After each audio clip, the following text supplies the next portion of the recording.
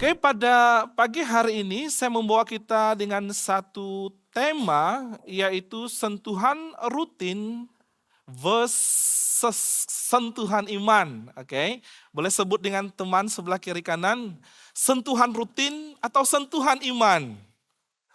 Ya,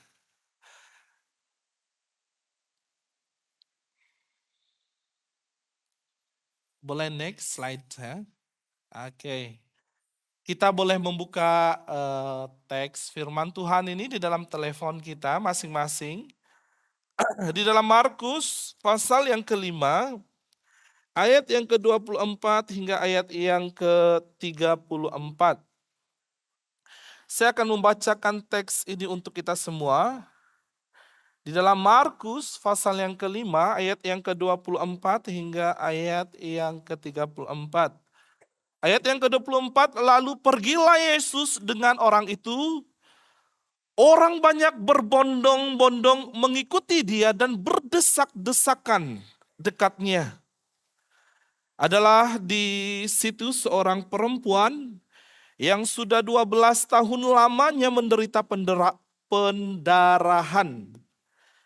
Ia telah berulang-ulang diobati oleh berbagai tabib sehingga telah dihabiskannya semua yang ada padanya. Namun sama sekali tidak ada faedahnya, malah sebaliknya keadaannya makin memburuk. Dia sudah mendengar berita-berita tentang Yesus, maka di tengah-tengah orang banyak itu, ia mendekati Yesus dari belakang dan menjamah jubahnya. Sebab katanya, asalku jamah saja jubahnya, aku akan sembuh. Seketika itu juga berhentilah pendarahannya dan ia merasa bahwa badannya sudah sembuh daripada penyakitnya. Pada ketika itu juga Yesus mengetahui bahwa ada tenaga yang keluar dari dirinya.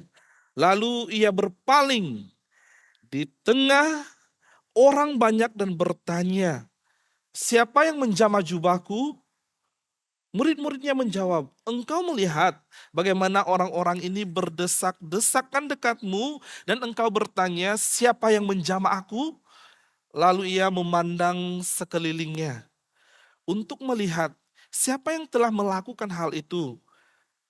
Perempuan itu yang menjadi takut dan gentar ketika mengetahui apa yang telah terjadi atas dirinya, tampil dan tersungkur di hadapan Yesus dan dengan tulus memberitahukan segala sesuatu kepadanya. Maka katanya kepada perempuan itu, hai anakku, imanmu telah menyelamatkan engkau, pergilah dengan selamat dan sembuhlah dari penyakitmu. Mari kita berdoa. Bapa di sorga, pemberitaan firman-Mu akan kami beritakan di tempat ini.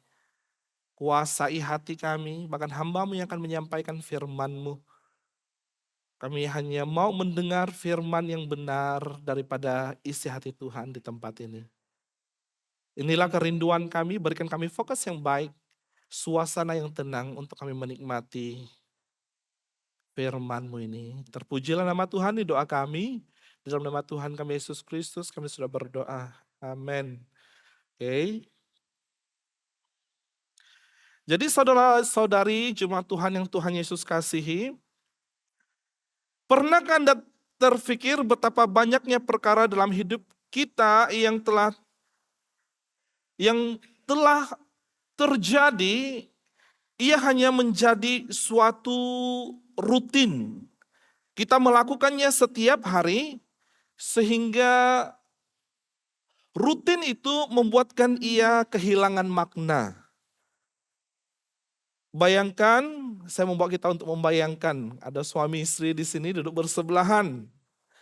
Pernahkah Anda berpikir, bayangkan saat kita menyentuh tangan pasangan kita, mungkin berapa tahun sudah kawin, setahun, 2 tahun, 10 tahun, 30 tahun. Adakah ia mempunyai getaran kasih sama seperti pertama kita jatuh cinta pada pasangan kita? Saya tidak tahu, yang belum ada pasangan jangan pegang orang sebelah kita. Nanti ada getaran yang lain, oke. Kita menyentuh pasangan kita, pegang tangannya.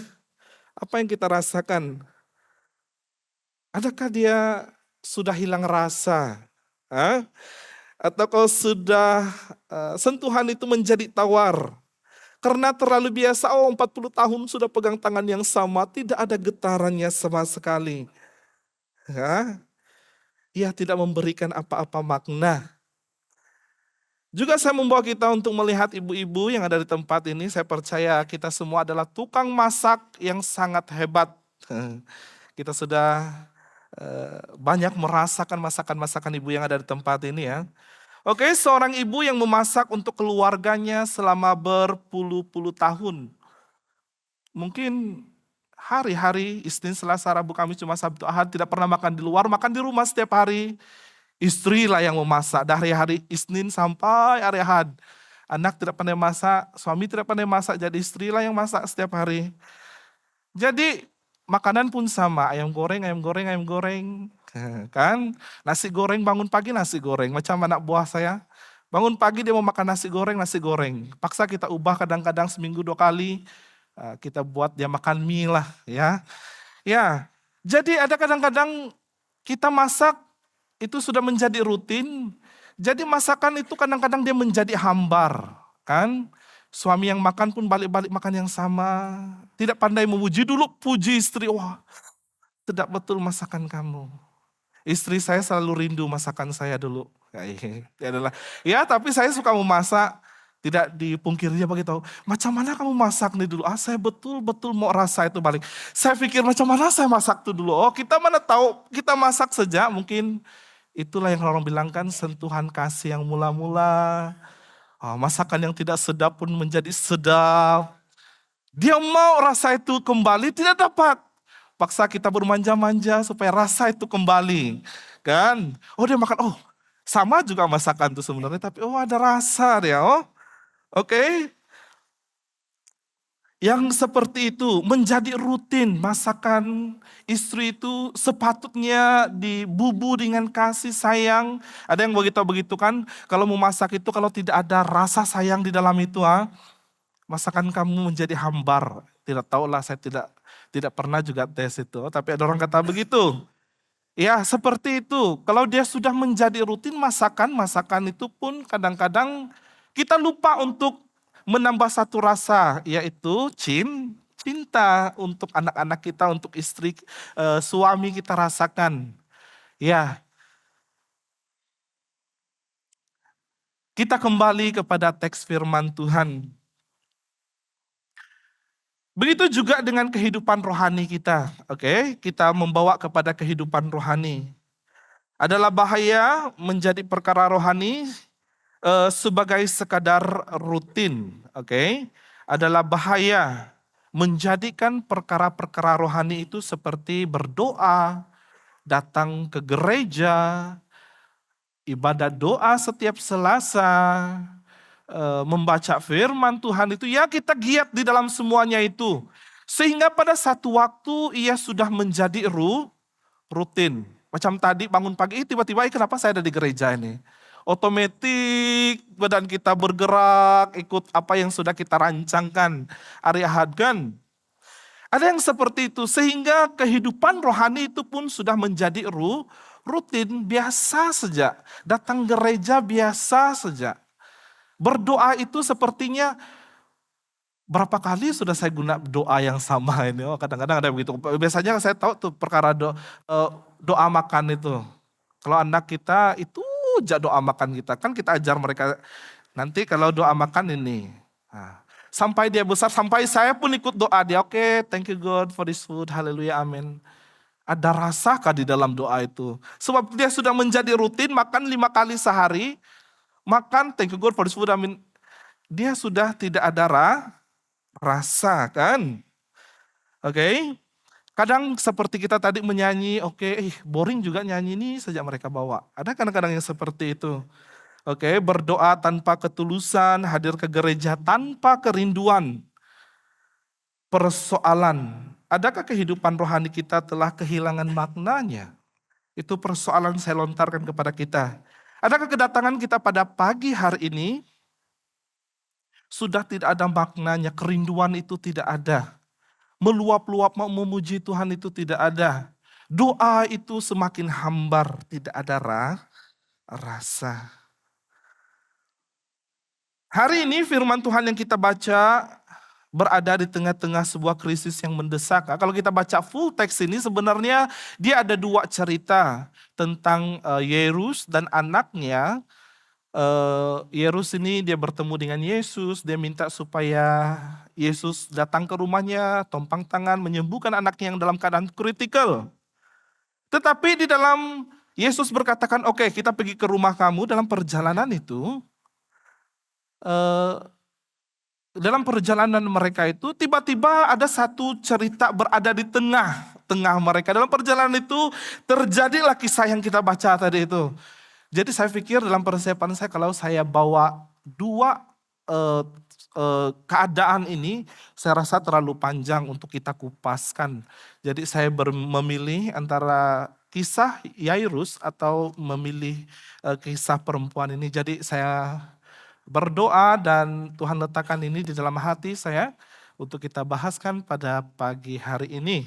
Oke? Di dalam kisah ini, di ayat yang ke-24b, Yesus dalam perjalanannya menyembuhkan anak perempuan Yairus yang sedang kritikal kesehatannya. Saya membawa kita untuk melihat kembali. Di dalam dari awal tahun itu kita sudah mulai membaca atau berkhotbah di dalam Markus 1 hingga minggu lepas kita berada di Markus yang kelima, pasal yang kelima, betul.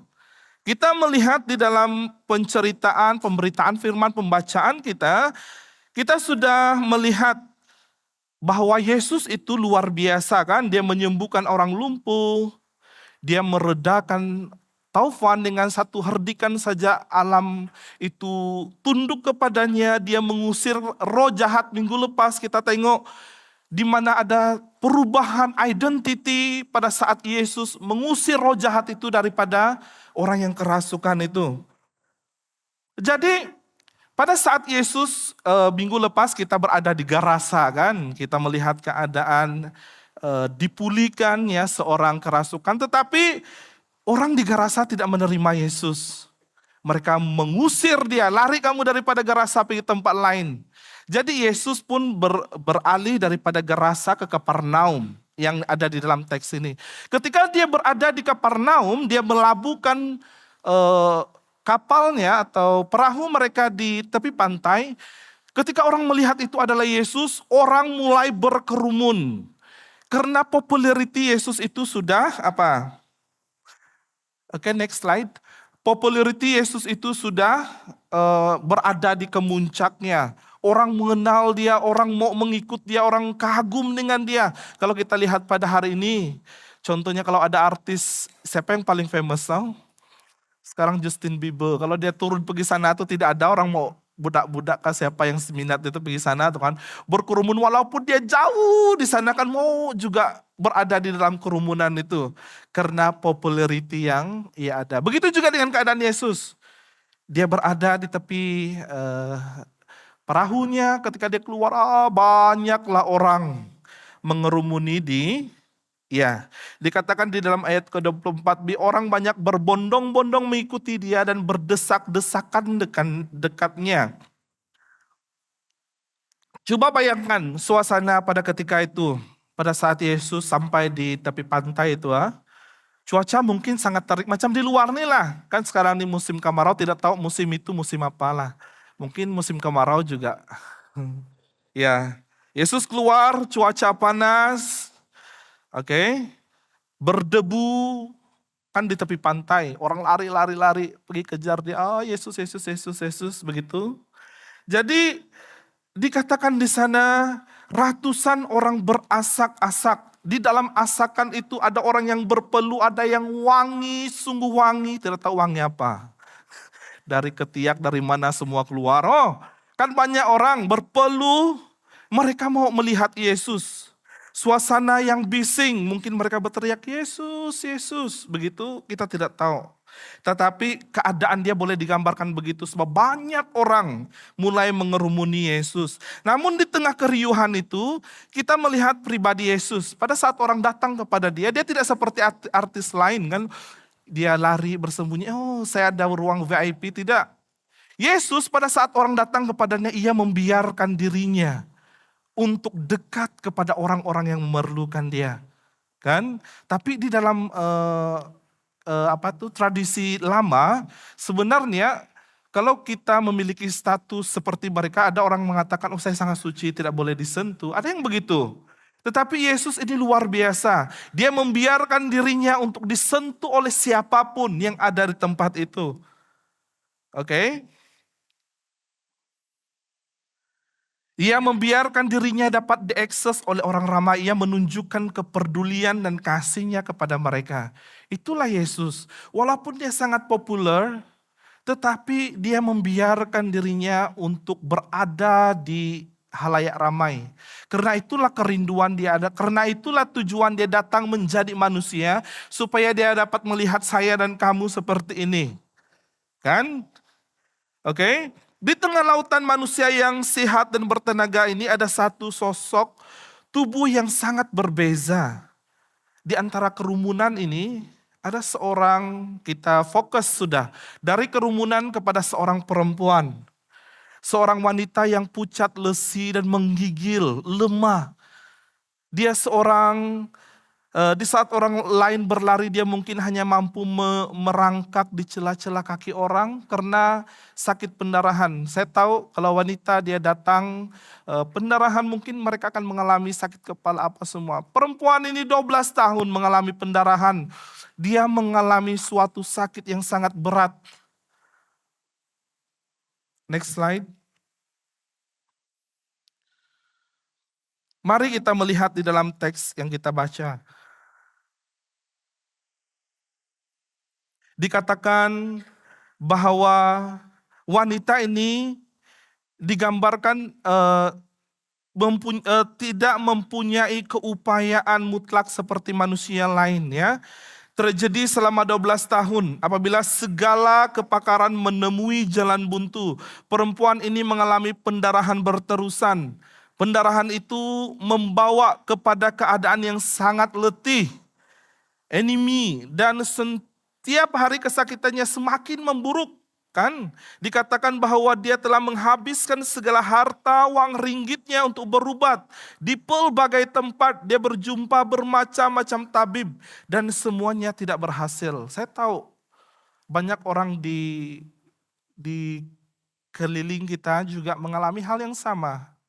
Apabila mereka mengalami suatu sakit yang kritikal, mereka coba menguras segala tenaga mereka. Pergi sana ada orang pandai urut di sana, ada orang pandai menyembuhkan di sana, ada di mana-mana. Oke, terbang sana, terbang sini, buat itu, buat ini, semua dia buat. Dia sanggup mengorbankan segala-galanya karena dia mau sembuh. Oke? Penderitanya bukan sahaja secara fisikal.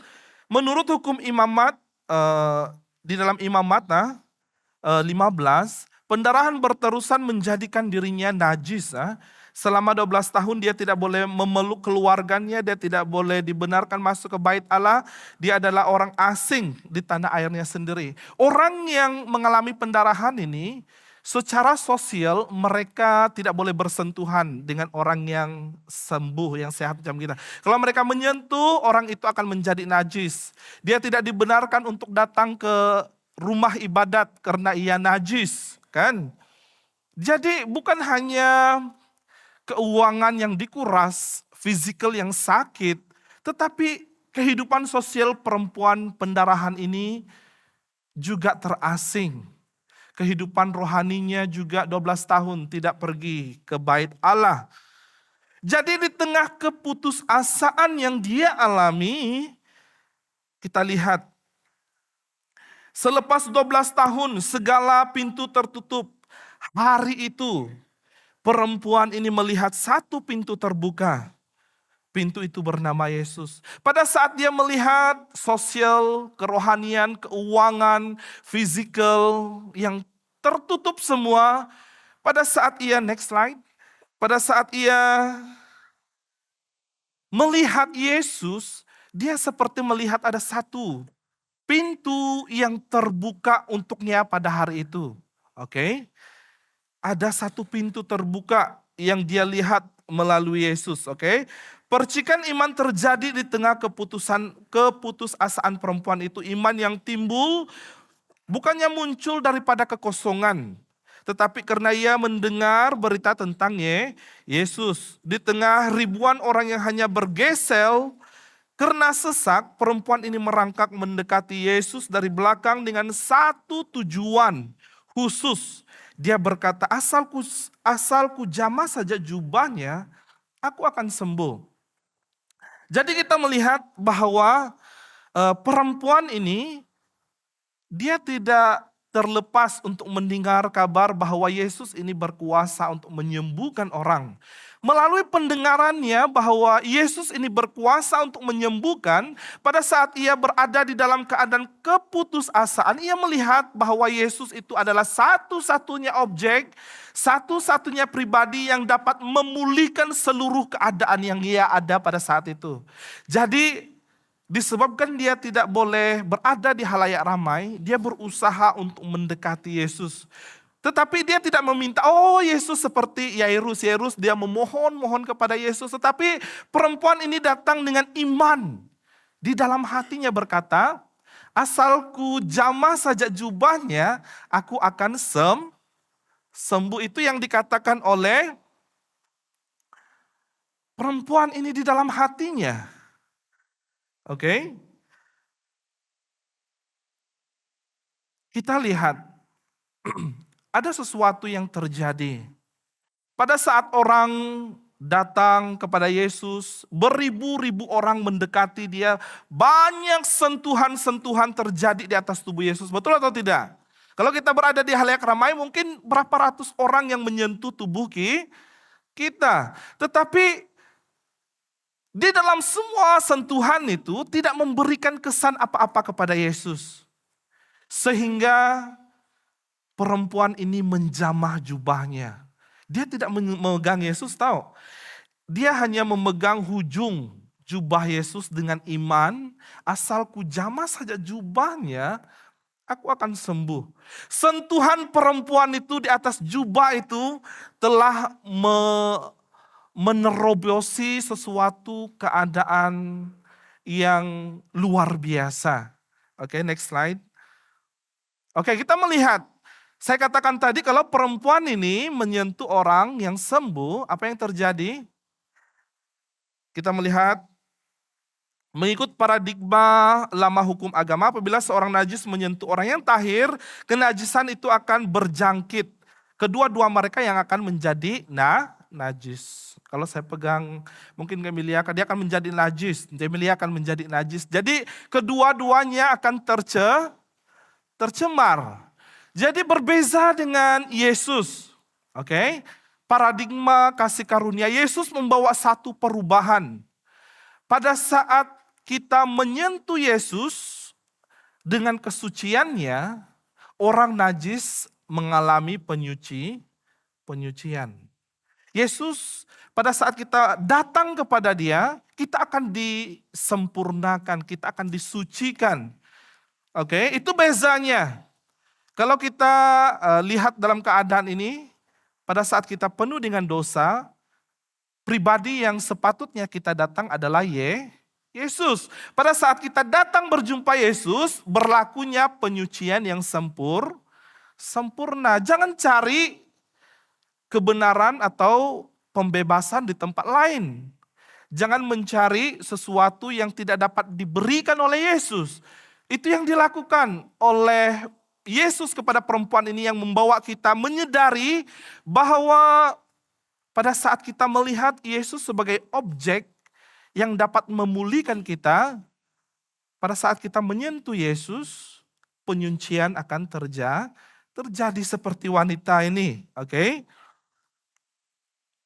Yesus membawa paradigma kasih karunia di mana kuasa kesucian ilahi, yaitu Yesus jika disentuh oleh orang yang najis, orang itu akan mengalami penyucian sempurna. Dikatakan di sana, seketika itu juga dia secara on the spot, dia menyentuh saja sakit penyakit itu dipulihkan. Berhentilah pendarahannya dan ia merasa bahwa badannya sudah sembuh. Next slide. Oke.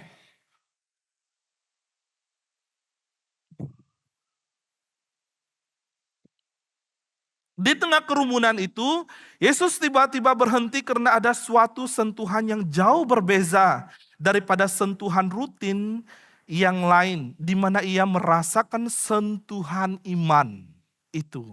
Di antara semua sentuhan yang datang kepada Yesus itu mungkin mereka tidak yang saya katakan tadi lah, sudah biasa dengan orang berpegang apa tidak ada. Tetapi perempuan ini dia menyentuh dengan iman dan sesuatu yang terjadi. Jadi Yesus dapat merasakan ada sesuatu yang keluar daripada tubuhnya, meresponi iman perempuan itu. Dikatakan di sana sebagai rutin, oke. Rasa ingin tahu dan kedekatan fisikal semata-mata. Oke, ini rutin mereka melihat kepada Yesus. Mereka ingin tahu, mereka mau dekat dengan Yesus karena mau melihat mujizat. Mereka dekat kepada Yesus karena mereka mau tahu siapa Yesus itu. Tanpa menginginkan kesembuhan, pemulihan di dalam kehidupan mereka. Oke. Tindakan mereka berdesak-desakan dan bergeser secara tidak sengaja. Hasilnya apa yang terjadi? Rutin punya sentuhan tidak membawa perubahan. Kekal dalam keadaan yang sama. Tetapi berbeza daripada perempuan ini. Kita melihat motivasi pada saat ia datang kepada Tuhan, keperluan mutlak dan pengharapan yang spesifik. Dia datang kepada Tuhan dengan satu tujuan bahwa Tuhan dapat memulihkan keadaan dia. Asalku jamah saja jubahnya aku akan menjadi sembuh. Dia datang kepada Yesus bukan untuk melihat mujizat Yesus. Dia datang kepada Yesus bukan untuk melihat apa yang Yesus mampu lakukan. Tetapi dia datang kepada Yesus dengan satu tujuan, dia akan mengalami kesembuhan. Tindakan. Dia datang dengan iman, dia menjamah jubah Yesus. Dan apa yang terjadi? Kuasa surga mengalir. Transformasi seketika itu juga terjadi. Next slide. Jadi pada saat kerumunan yang sangat banyak, tiba-tiba Yesus berhenti. Dan dia bertanya, siapa yang menjamah jubahku? Dia pusing, dia cari siapa yang menjamah jubah dia.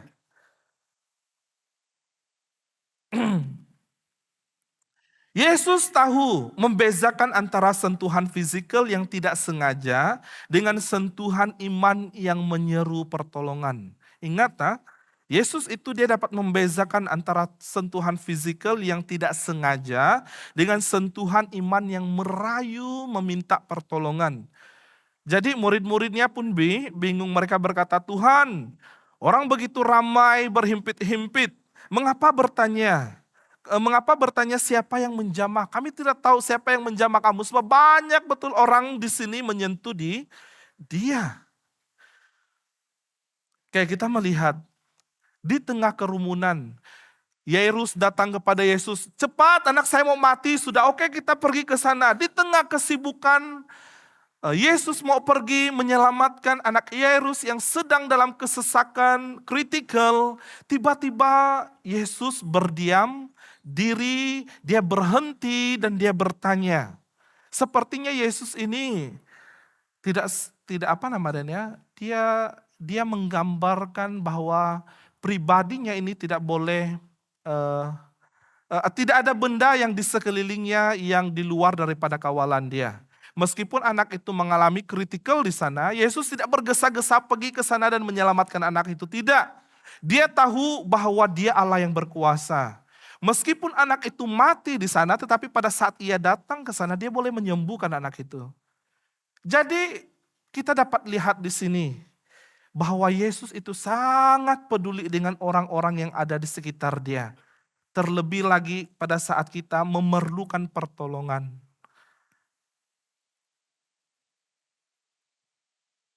Oke, mengapa Yesus berhenti? Bukankah wanita itu sudah sembuh? Yesus berhenti karena dia mahu wanita itu pulang. Hanya dengan kesembuhan fisikal. Tidak mau wanita itu pulang dengan hanya kesembuhan fisikal. Dia mau wanita itu merasakan atau merasa seperti, tidak mau wanita itu merasa seperti seorang pencuri. Yesus mau memberikan pengesahan secara awam. Yesus tahu apa yang akan terjadi pada saat perempuan ini nanti mungkin dia sudah sembuh, dia tidak diiktiraf oleh Tuhan di sana, dia akan merasa banyak persoalan yang seperti itu. Jadi untuk mengelakkan itu Yesus mengambil masa untuk perempuan ini. Dia berhenti. Oke. Oke, next slide. Kita lihat. Apabila wanita itu tampil, Yesus bertanya, siapa yang menjamah jubah, yang menyentuh dia? Maka perempuan ini dia mengalami suatu kesembuhan di dalam dirinya. Dia tahu bahwa orang itu adalah dia. Maka perempuan itu pun tampil dengan gementar. Yesus melakukan sesuatu yang luar biasa kepada perempuan itu. Pada saat perempuan itu pikir, aduh sudahlah saya ini seorang yang najis. Kalau orang tahu saya menyentuh Yesus, mesti orang akan marah dengan saya. Itu yang mungkin perempuan ini pikirkan. Nanti Yesus akan marah dengan saya. Tetapi apa yang Yesus lakukan? Di ayat yang ke-34, maka katanya kepada perempuan itu, hai anakku. Lihat di dalam teks firman Tuhan atau di seluruh kitab Injil, perkataan anakku ini adalah satu-satunya diberikan kepada perempuan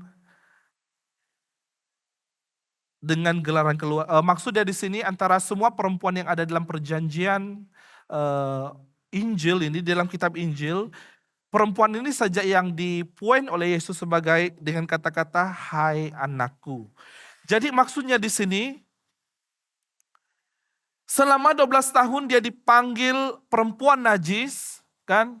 Perempuan ini selama 12 tahun karena pendarahan yang dia alami, dia mengalami penolakan, dia dikatakan najis oleh semua orang. Pada hari itu, Yesus mengiktiraf perempuan ini di tengah halayak ramai. Dia mengatakan, apa? Hai anakku. Hari itu di hadapan orang ramai, Yesus memulihkan martabat dia. Dia bukan lagi sampah masyarakat. Dia adalah anak Allah. Yesus memberikan kedamaian yang melampaui kesembuhan fisikal. Itu yang Yesus lakukan kepada perempuan ini. Oke, ia melakukan kesembuhan fisikal. Dia mengesahkan perempuan ini di tempat awam. Dia memulihkan kembali identitinya. Dan perempuan ini saya percaya dia kembali daripada tempat itu dengan penuh kedamaian. Dia tidak lagi mengalami sakit penyakit. Dia tidak lagi mengalami olokan daripada orang lain. Tetapi dia sudah kembali mendapat apa yang menjadi haknya. Next slide. Jadi kesimpulan daripada teks firman Tuhan yang kita renungkan pada pagi hari ini. Dari kerumunan kepada perjumpaan pribadi. Di manakah posisi kita pada hari ini? Adakah kita hanya sekadar berdesak-desakan di sekitar Yesus tanpa menerima apa-apa? Atau kita terperangkap dalam doa dan ibadah yang hanya menjadi rutinitas atau kebiasaan rutin? Atau kita berada yang di bawah itu, merindui perjumpaan pribadi yang membawa pemulihan sejati? Ini sebenarnya yang ingin kita pelajari pada hari ini. Supaya kita disedarkan oleh diri kita sendiri bahwa hubungan dengan Yesus itu bukan suatu hubungan yang mati. Hubungan dengan Yesus itu tidak boleh menjadi rutin. Hubungan dengan Yesus itu tidak boleh dilakukan ala kadar. Oke lah, saya berdoa lah. Tidak. Pada saat kita mau berjumpa dengan Yesus setiap hari di dalam kehidupan kita, kita harus mempersiapkan diri kita sesungguhnya. Memiliki disiplin rohani yang baik. Menjaga kehidupan kita, karena pada saat kita datang kepada Tuhan, kita menyatakan segala-gala yang ada di dalam hidup kita. Tidak ada yang tersembunyi di hadapan Tuhan. Oke, saya membawa kita untuk, saya menutup pemberitaan firman Tuhan pada hari ini dengan satu cerita. Seperti ini ya.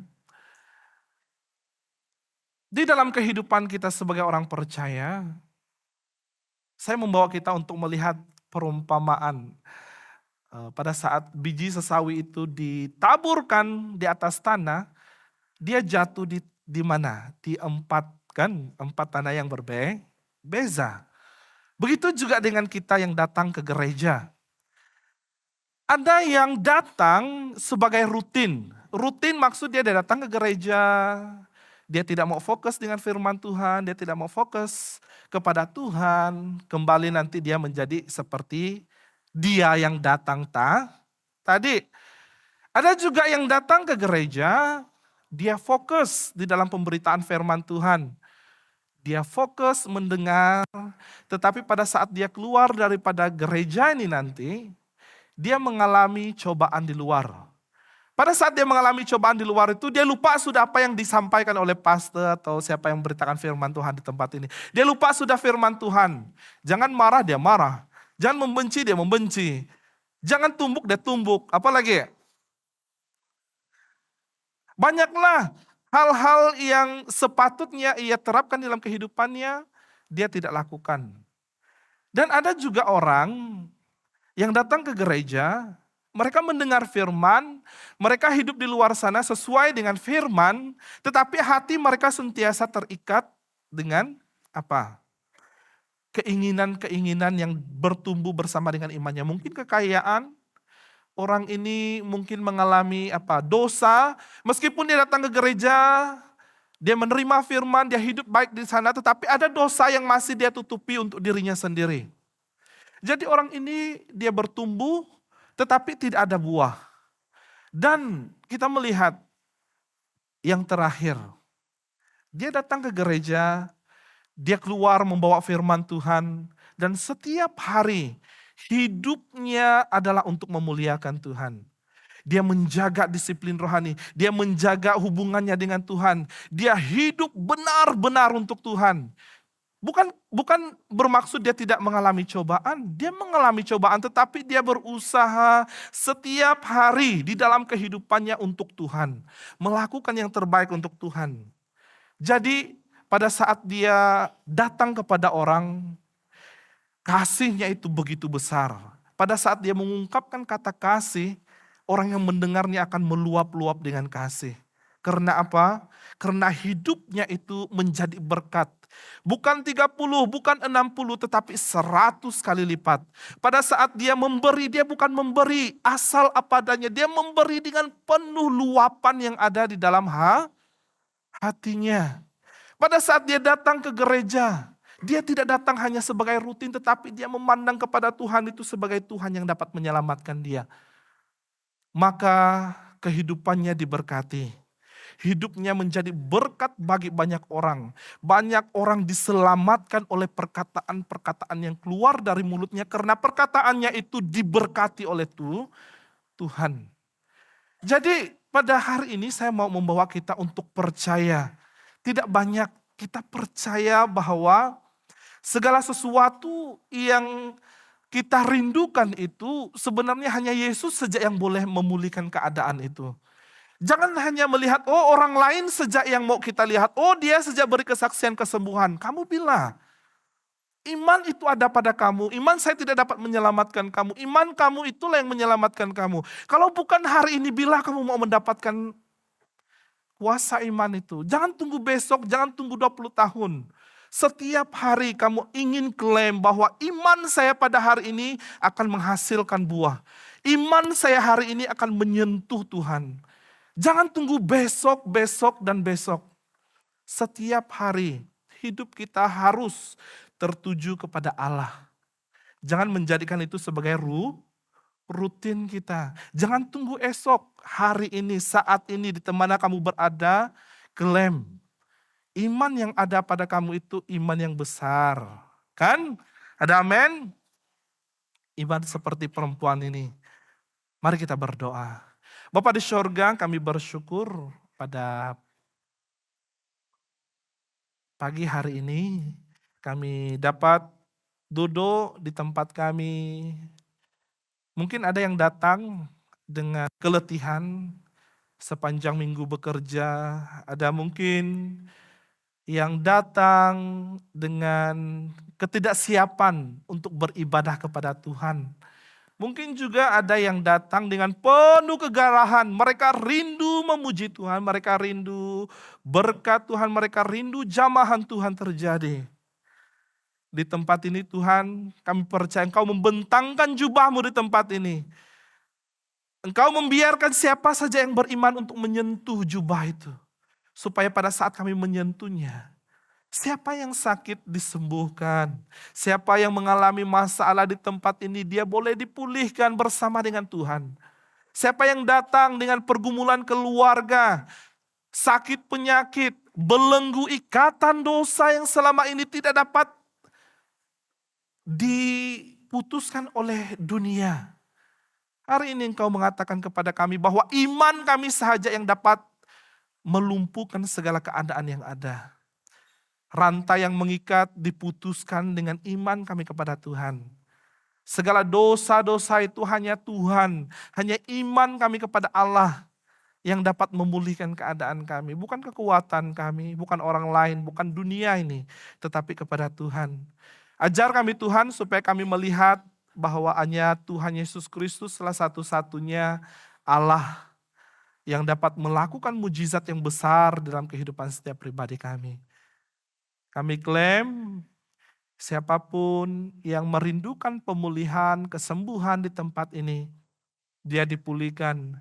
Siapa yang rindu untuk melihat perkara-perkara yang besar, perubahan-perubahan yang besar terjadi di dalam hidup mereka, mereka mengalaminya di tempat ini.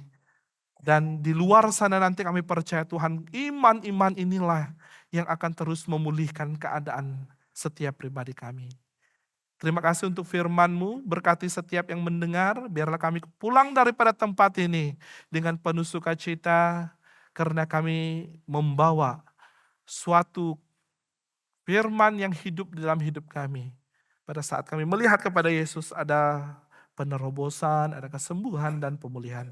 Di doa kami Tuhan, hanya dalam nama Tuhan kami Yesus Kristus kami sudah berdoa. Amin. Oke. Boleh lihat teman sebelah kiri kanan, katakan God bless dengan teman sebelah kiri kita. Dan peringatkan mereka, sentuhan apa yang kamu ada pada hari ini? Rutin atau sentuhan iman?